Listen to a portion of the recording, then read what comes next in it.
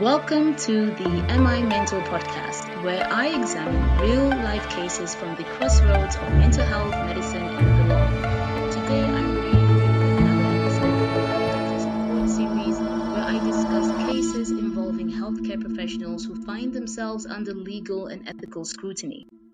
This episode is centered on a disciplinary case involving a physiotherapist accused of negligence following a treatment that resulted in complications.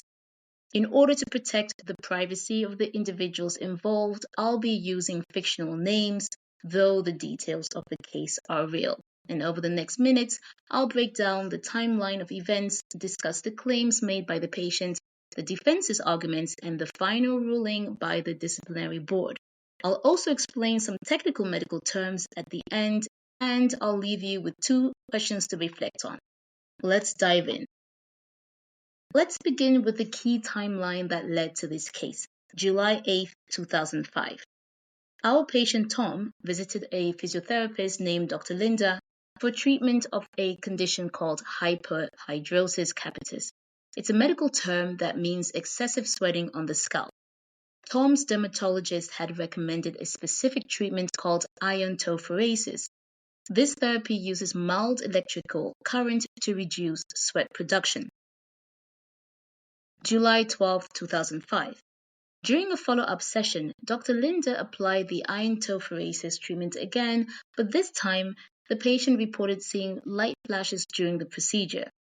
After the session, Tom noticed small burn marks on his forehead where the electrodes had been placed. Dr. Linda immediately referred Tom to his general practitioner, who prescribed a cream for the burns. Weeks later, unfortunately, Tom developed depigmented patches on his forehead where the burns had occurred, leaving him with noticeable light-colored spots. Upset by these results, Tom decided to file a complaint against Dr. Linda, accusing her of negligence during the treatment. Now, with this timeline established, let's move on to Tom's specific claims against Dr. Linda. Tom's complaint involves 3 major accusations. Number 1, negligence during treatment. Tom claimed that Dr. Linda was negligent during the iontophoresis treatment, which resulted in the burn marks on his forehead. He argued that the burns could have been avoided if the procedure had been done more carefully. According to Tom, the burn injuries were a direct result of Dr. Linda using an excessively high electrical current and failing to ensure that the equipment was functioning properly. Number 2, failure to warn about risks. Tom also claimed that Dr. Linda never informed him of the potential risks of burns during the iontophoresis treatment. He argued that had he been properly warned, he might have opted for a different treatment or taken extra precautions to prevent injury. Tom pointed out that a German manual for the iontophoresis equipment included warnings about burns, but Dr. Linda never mentioned this to him. Complaint number 3, inadequate medical documentation. Finally, Tom alleged that Dr. Linda did not maintain an adequate medical record of his treatment. He argued that the lack of documentation specifically regarding any warnings about potential risks demonstrated a failure in the standard of care that all medical professionals should follow. These 3 accusations form the basis of Tom's complaint, and he requested that Dr. Linda face disciplinary action for her alleged negligence. Now let's hear Dr. Linda's defense to these accusations. Number 1, defense regarding the treatment. Dr. Linda acknowledged that Tom had sustained small burn marks during the iontophoresis treatment, but argued that the procedure was carried out in accordance with professional standards. She explained that iontophoresis is a well-established treatment within the field of physiotherapy and she had performed the procedure exactly as recommended by the medical guidelines. She pointed out that the electrical current used during the procedure was well below the maximum safety limits, and she had adjusted the current based on Tom's feedback during the session. Number 2, regarding the warning about risks. Dr. Linda admitted that she had not explicitly warned Tom about the possibility of burns, but argued that such complications were extremely rare. She also stated that Tom did not report any significant discomfort during the treatment, and the appearance of the burns afterwards was unexpected. Dr. Linda further explained that iontophoresis is generally considered safe and the risk of burns was minimal, which is why it was not discussed in detail. Number 3. Medical documentation. On the issue of documentation, Dr. Linda maintained that she had kept adequate records of Tom's treatment, including his initial assessment and the procedure used. She acknowledged that she could have been more thorough in documenting specific warnings about potential risks, but she argued that this did not amount to negligence. She believed that the burns were an unfortunate but unpredictable side effect of an otherwise standard procedure. Dr. Linda's defense was centered around the argument that she followed professional guidelines and the burn injuries, while regrettable, were not the result of improper care. The disciplinary board carefully reviewed both sides of the case, considering whether Dr. Linda's actions amounted to negligence, and here's how they evaluated the claims. Claim number 1, negligence against. The disciplinary board carefully reviewed both sides of the case, considering whether Dr. Linda's actions amounted to negligence, and here's how they evaluated the claims. Negligence during treatment. The board concluded that Dr. Linda had carried out the iontophoresis treatment within the acceptable limits of her profession. They noted that iontophoresis is a standard treatment for hyperhidrosis and that Dr. Linda had adjusted the current based on Tom's feedback. While the burn marks were unfortunate, the board found no evidence that Dr. Linda had acted negligently during the procedure.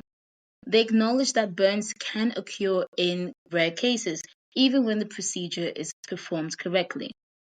Number 2, failure to warn about risks. On the issue of warnings, the board agreed that Dr. Linda could have provided more information about the potential risks of the treatment, including the possibility of burns. However, they noted that burns are a rare side effect and the absence of a specific warning did not constitute a serious breach of duty. The board advised Dr. Linda to improve her patient communication in the future, but did not find this omission to be grounds for disciplinary action. Number 3, medical documentation. Regarding the accusation of inadequate documentation, the board found that Dr. Linda's records were generally sufficient, though they recommend that she be more detailed in documenting discussions about potential risks in the future. The board emphasized that clear communication and thorough documentation are important components of patient care, and they did not find any significant shortcomings in Dr. Linda's records. Final ruling. The board ruled that the complaint was unfounded and dismissed it without taking any disciplinary action. They concluded that Dr. Linda had followed the appropriate standards of care and that the complications experienced by Tom were an unfortunate but rare outcome of a commonly accepted treatment. Let's take a moment to break down some of the medical terms we've encountered in this case. Iontophoresis. This is a medical treatment that uses a mild electrical current to deliver medication or reduce excessive sweating. In this case, it was used to treat hyperhidrosis, which is excessive sweating on the scalp. Hyperhidrosis capitis.